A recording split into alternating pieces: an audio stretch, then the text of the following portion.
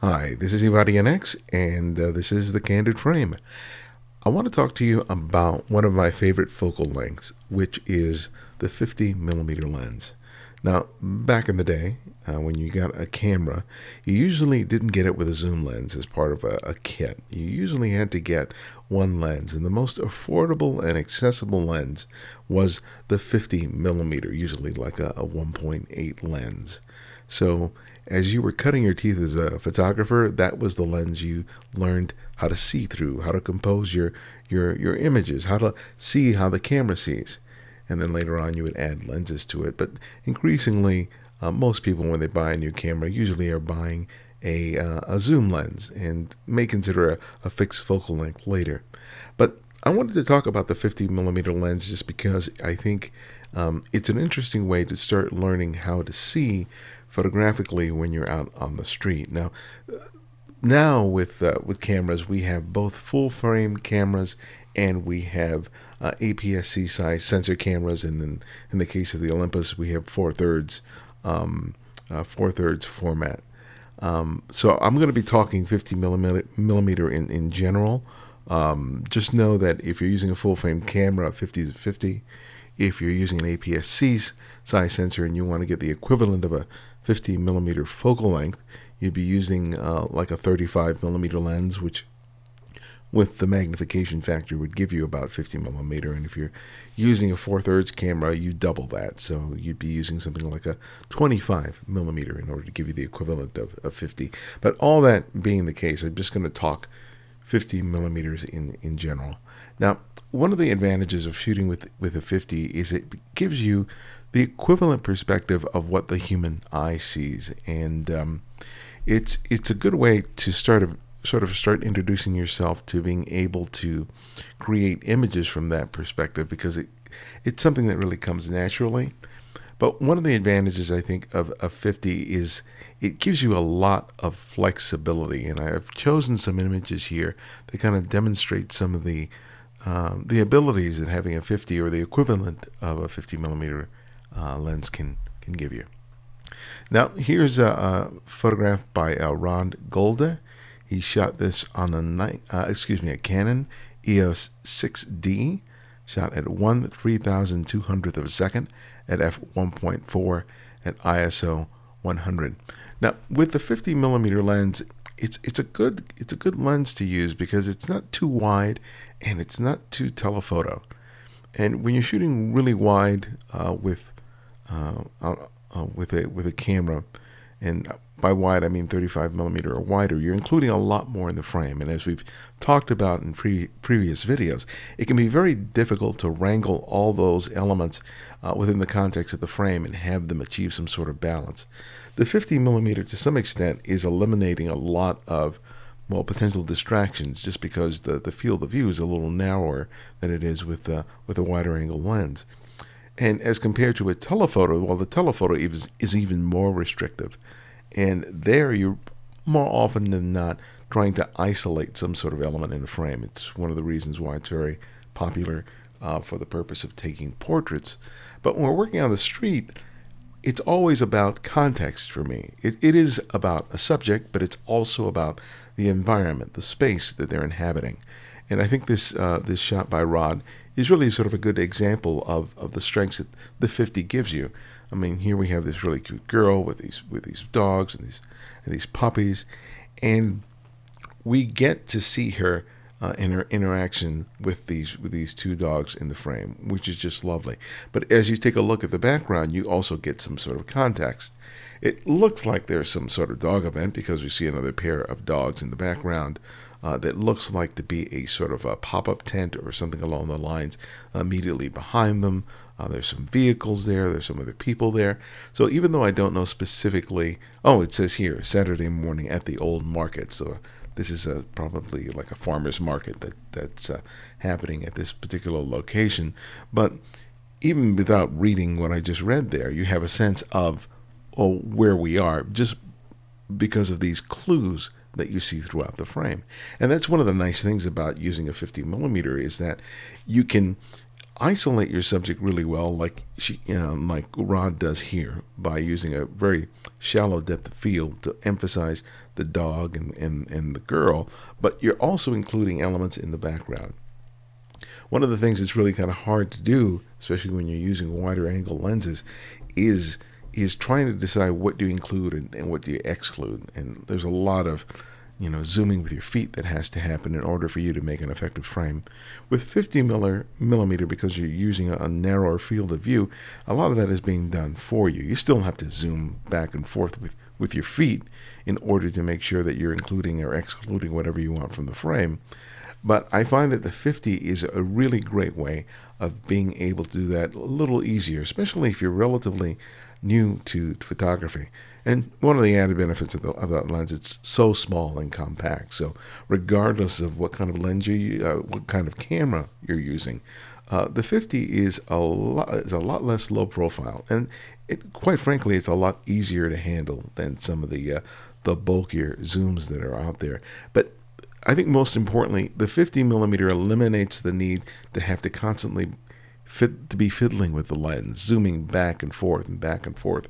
It's really easy to do, but nevertheless, it's one step more that you add to your process of seeing and shooting, because more often than not, you may have your lens at the wrong focal length. It could either be at the 70 millimeter end, or the 105, or the 24, whatever your range is, and you want to take a shot, and suddenly you realize, oh, I'm not at the ideal focal length, and so you zoom back and forth trying to find that sweet spot, and then you lose the opportunity to make the shot. So unless you're hyper conscious of what your focal length is at any given moment, you can miss an opportunity, which is one of the reasons I kind of favor using fixed focal lengths, because it eliminates that whole possibility from the picture. Now here's a shot by Sven Loach, and this was shot with a Nikon D700 at 1/160th of a second at f2.5 at ISO 640. Now, one of the other advantages of shooting with a fixed focal length like a 50 1.8 is it is so good at gathering light, especially under low light conditions. The ISO here isn't incredibly high. It's only at about 640. But you can see, as compared to a zoom lens that may have a variable aperture like 3.5 to 4.5 or 3.5 to 5.6, that difference is about at least 3 stops in some situations, which can be really problematic when you're shooting at night, when you're shooting indoors, when you're shooting in any kind of condition where there isn't an abundance of light. At that point, you have to increase your ISO, and you likely have to also open up the aperture. And if your maximum aperture is 3.5 or 4, well, then you have no other choice but to boost the ISO of your camera. Now, with the current generations of cameras, increasing your ISO to 6400 and even higher is really feasible, because the image quality from these cameras are really, really amazing. So even with a slower lens, you still have the ability to be able to get a reasonable quality photograph. But one of the things you want to do is you don't want to have to go to astronomically high ISOs if you can avoid it. And that's why having a fast fixed focal length lens allows you to do that. Yes, there are zooms that give you like a fixed 2.8 aperture, but from most camera manufacturers, those things are prohibitively expensive for a lot of people. You're spending over $1,000 for a lens, for a fast 2.8 lens on some occasions, as compared to a 50 that you can get for probably less than $150. So when you start thinking about the disparity in terms of price, if you find yourself shooting a lot under low light conditions, it's a no-brainer to go with a lens that's a little faster and is relatively inexpensive. And even if you're using APS-C size sensors, there are a lot of options out there that are still relatively expensive, even if you're not getting the dedicated 50 millimeter lens that we're talking about here. But in this shot by Sven, it's a great scene. We got this light that is primarily the artificial light within this espresso bar, and you can see that it's not night yet. It looks like it's probably near dusk, because we get this slight bluish color light from the outside, likely due to the time of day, also some, a factor of the white balance setting. But here we get to take a look into the scene and have a reasonable shutter speed. So even if there was some movement of the people in the bar, they would still be rendered relatively sharp. And also, you still want to be able to maintain a reasonable shutter speed whenever you're shooting. And having a fast fixed focal length, in this case of 50, really allows you to do that without having to go to really high ISOs. The small form factor of the 50 also is going to make it a little easier for you to be able to handhold the camera a little more steady than you would if you're using a very large, bulky, and heavy zoom lens. I love the color contrast between the cool and the warm of the interior. Yes, you could probably correct the white balance so that everyone in this scene is rendered more accurately, quote unquote. But I like the warm, orangey color of the scene. I think it adds really nicely to it. Even if I find scenes where I can completely correct for the interior lighting, sometimes I find that what I got from the camera as a result of the default white balance, whatever that was, really adds to the atmosphere and the mood of a scene, and I think it does it really effectively here. Next, we have the shot by Camelot 98, shot with a Leica M9 50mm. Now, in a scene like this, there's not a whole lot that's happening. It's fairly sparse scene. You have these signs, you have this ground here, you have the post, you have the two people walking within the scene. And if you're using a wider angle lens, let's say you're using a 28, and you're shooting from the same distance, these figures would appear much, much smaller within the frame. It's just because with the field of view being much more inclusive, things that are further away are going to look a lot smaller when you're using a wider angle lens.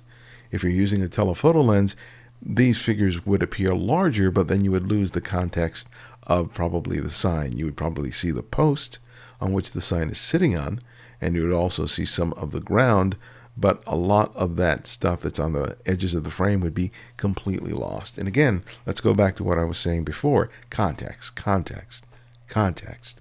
That's always what makes a really good street photograph really interesting. And it's why I'm always trying to find setting first before I find my subject. And if you ever have the chance to go out and shoot with me sometime, you'll see exactly how I do that, because I think setting is really probably 80%, if not more, of what a successful street photograph is about.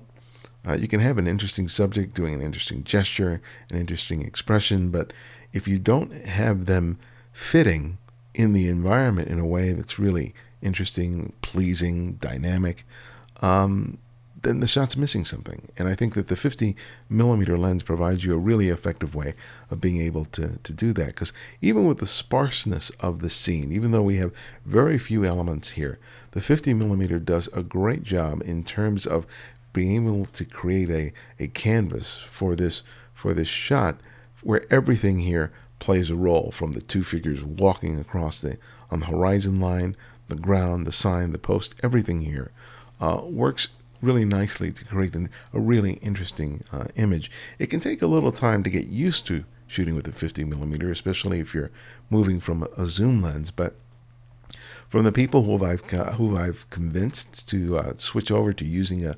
50mm out in the field, once they have gotten used to it, they see the benefits of being able to dedicate extended periods of time to shooting with just one singular focal length.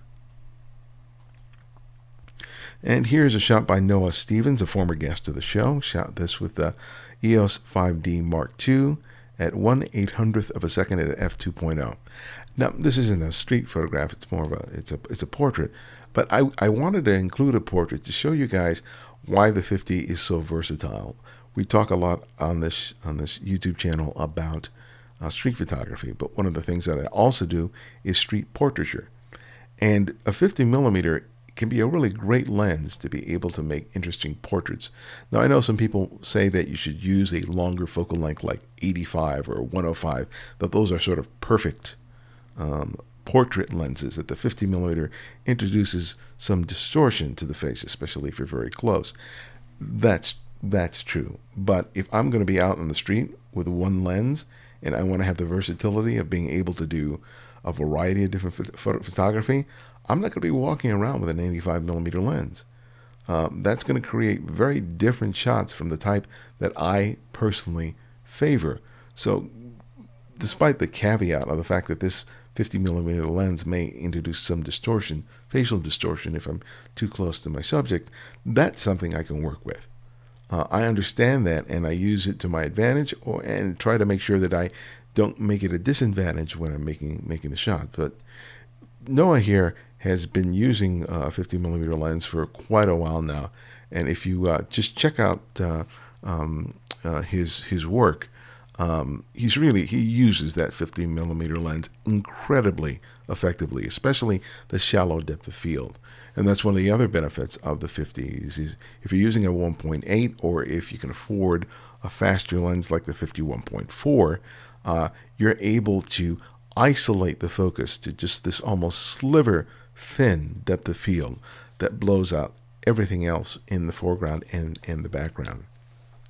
And it's a great way of isolating stuff, not only for portraits, but when you're doing stuff on the street. So that wide aperture gives you just more benefits beyond simply light gathering capability. The depth of field allows you to just isolate, in this case, a beautiful face to make a really interesting shot. And then Noah just nails it here with the quality of the light, the intent of the look, the background here, even though it's blurred. I think the background here creates a wonderful setting for a portrait. I really like that bright white right behind the girl's head, because you can see that the rest of the frame is relatively dark, but that creates a little bit of separation between her and the background. I think it's better than just having this uniform dark black background. I think it works really, really nicely here. But you can see how that 50 millimeter lens allows you to do pretty much everything, and to think that you can get it for less than 150 bucks is just absolutely phenomenal. I think it's the best value that any photographer can have in their bag, regardless of whether they're using a full frame, an APS-C, or a 4/3 camera. If you don't have that kind of equivalent focal length, or that focal length in your bag already, you definitely should check it out. If nothing else, you should rent a lens for a weekend. There are a bunch of lens rental places that you can get the stuff online and play with it and just get a feel for how different it is from the zoom lenses or the other focal lengths that you may be using. So, hope you found that video interesting and helpful. If you've want to contribute to the Flickr pool, all you have to do is go to the Candid Frame on Flickr and just ask to be added. You'll have to go through your computer to do it. I've gotten several reports that people who are trying to do it on some of the phone apps are having difficulty getting through, or not getting approved for it, and I'm not sure what that's about. But if you go to the computer, go to the website, then and ask to be added, I'll be glad to do that. And we've got plenty of people who are adding every week and submitting some fantastic photographs. And if you're finding us for the first time and you've not heard of the Candid Frame, well, you should check us out at thecandidframe.com. That's really what the show is primarily about, which is interviews and conversations with some of the best established and emerging photographers from all genres of photography, talking about their life, their work. We don't spend a lot of time talking about gear. We talk about, living a life where you make photography a big part of your creative life. And if you like what you're seeing in these videos, please subscribe and spread the word on your social networks. If you like this video, share it on Twitter or Facebook or Google Plus or whatever social media platform that you're using. You sharing with others is really a big way of how we're growing our audience and growing the show and increasing what's possible here at the Candid Frame. So thanks for joining me again, and I will see you next time.